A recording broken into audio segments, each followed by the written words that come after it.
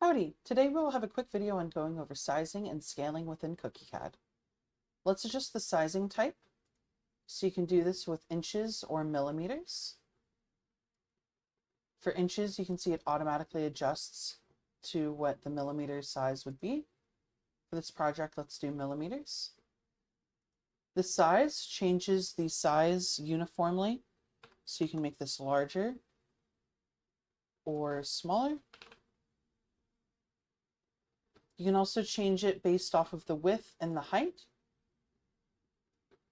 So you can make this a little bit bigger this way. And as you can see, this is scaling uniformly. You can unlock this uniform scaling by hitting the unlock button. And then you can change your height to whatever you'd like it to be. And as you can see, this will distort your cookie cutter. So I would suggest using this with caution. To reset this, let's go ahead and put this back at 50 and relock the button. And set this back to longest side, and we'll put this back at 75. Check out our next video in the series to learn more about Cookiecad.